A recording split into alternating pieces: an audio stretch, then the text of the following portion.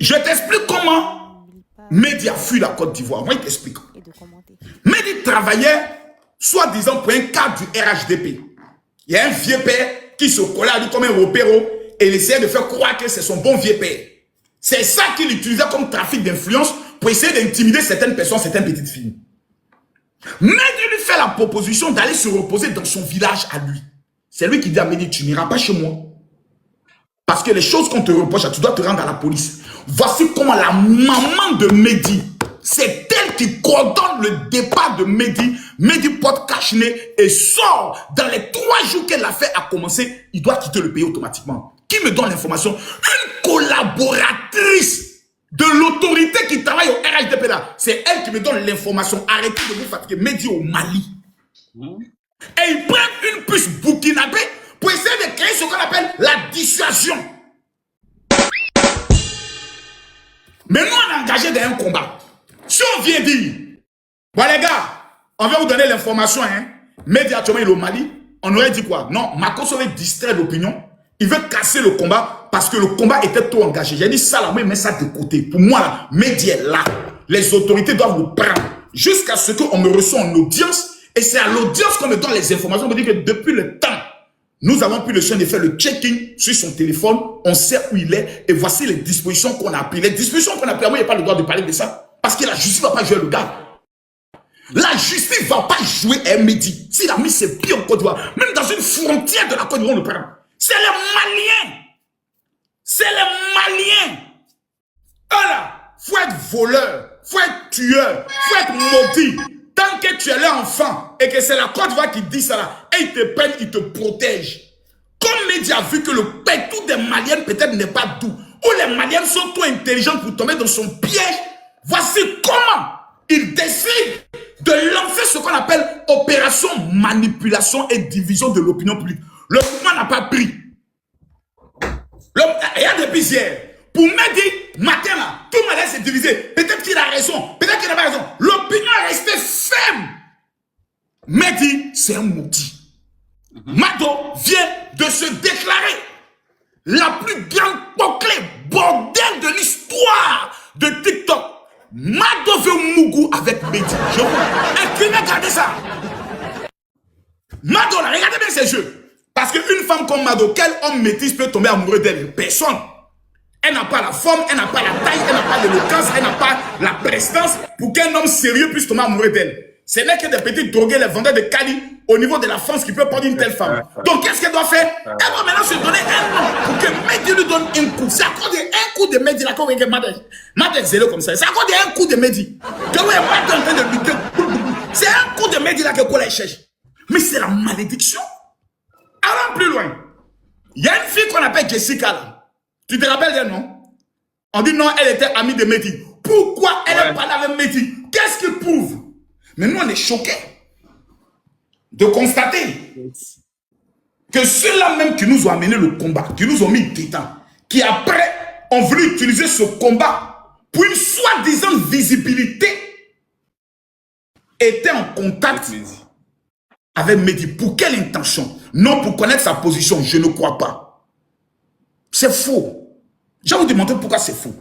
C'est faux dans la mesure où, quand le ministère de la Justice prend une affaire, et le ministère de la Justice vous ordonne, par le ministère de la Femme, ne parlez plus dans cette affaire. Laissez-nous faire notre travail. Vous ne pouvez pas entrer en contact avec le présumé coupable, jusqu'à lui dire, si on découvre que tu es innocent, moi et ma soeur, on viendra te demander pardon. Ça veut dire que tu ne crois plus qu'il est coupable.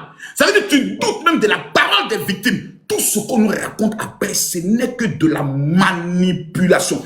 Et comme ils ont compris que 80% des gens sur les réseaux sociaux sont manipulables, bêtes et stupides, qu'est-ce qu'ils vont faire? Ils vont le faire. Je pose une question. Tous ceux qui sont alliés avec eux, là, la team des perdants, ces sorciers, là, ces gens qui ne veulent pas voir Aya Robert vivre, même si Aya Robert meurt aujourd'hui, qui vont prendre le soin de fêter là. Je vous pose une question. Quel a été leur prévalu dans le combat contre Mehdi?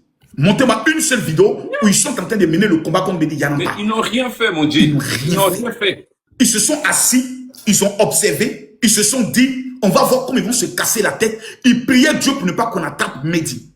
Ils ont attendu qu'il y ait un petit conflit entre Aya Robert et la fille qu'on appelle Chance pour se saisir de ça et pour entrer en conflit, jusqu'à amener cette petite à venir affronter le général Kami Makosso.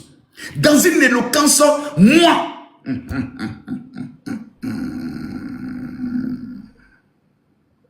avant la fin du mois, il faut qu'on nous entende, nous tous, dans cette affaire-là. Ouais, il faut qu'on nous entende. Il faut qu'on sache qui est qui. Il faut qu'on sache les audios même de Makosso que vous dites que vous avez là. Parce que moi, je sais qu'il y avait 3 filles qui avaient les audios de Makosso. Il y avait celle qui fait sa bouche, Kimberly, là. Celle qui fait sa bouche, Kimberly, avec Kimberly. Il y avait Jessica. Et puis il y avait l'autre fille qui chante là. Voici les 3 filles. Ayan. Voici les 3 filles à qui Mehdi a partagé mes audios pour leur montrer comment Makosso, son bon vieux père, ne l'a pas abandonné. Elles étaient 3. Parmi ces 3, qui est ami à eux? Qui est toujours en bon terme avec eux? On connaît la personne. Donc cette personne serait invitée pour démontrer que tu as reçu les audios de M. Mehdi, oui.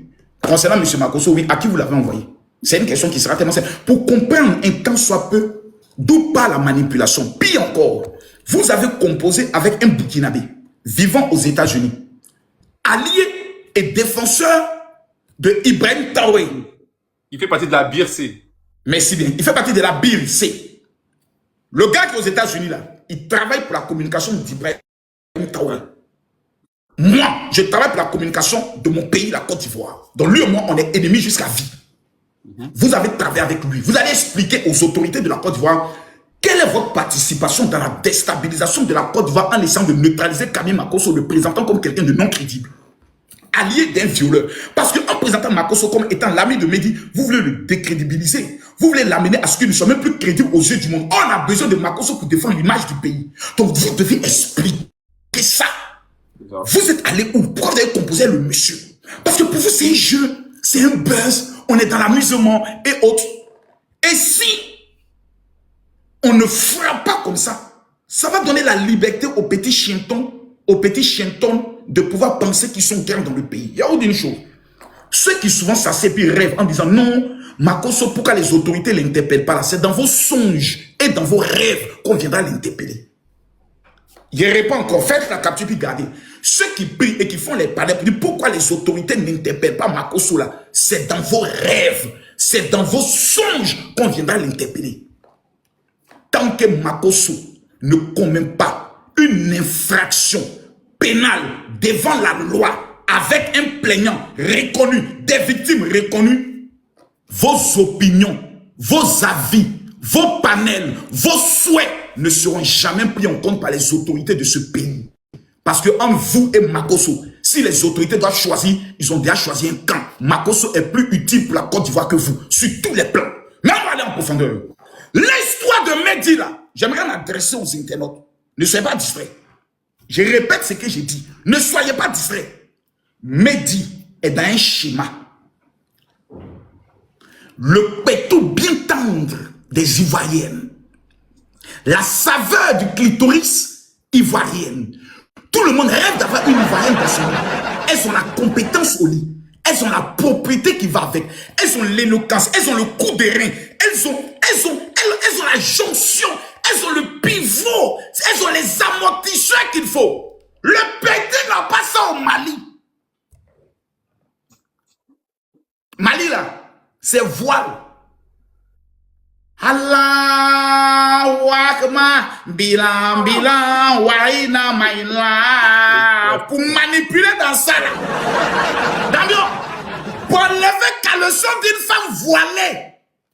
Wallahi bilan, il faut être fort. Donc les Maliens de ça qui il est. Il sait que les filles qui peuvent facilement manipuler là, c'est en Côte d'Ivoire parce qu'on a certaines qui sont très bêtes comme Mado, qui vont prendre le soin de tomber dans le jeu. Tapotez, mettez-moi les cœurs. Tapotez, mettez-moi les cœurs. Et vous savez que dans les pays d'Israël, il y a beaucoup de filles qui n'ont plus de clitoris. Beaucoup. Or ici, elles sont en pime. Donc, le petit sait que son plaisir, où il va mettre sa main dans le pétou de femme là, il sait que c'est ici. Comment faire pour rentrer dans le pays? C'est ce qu'elle est en Alors train de dites-moi mettre ce en que place. vous pensez des Il est en train de mettre en place ce qu'on appelle flocon 1 après flocon 2. Je vais diviser l'opinion publique. Ah, c'est qu'il a oublié.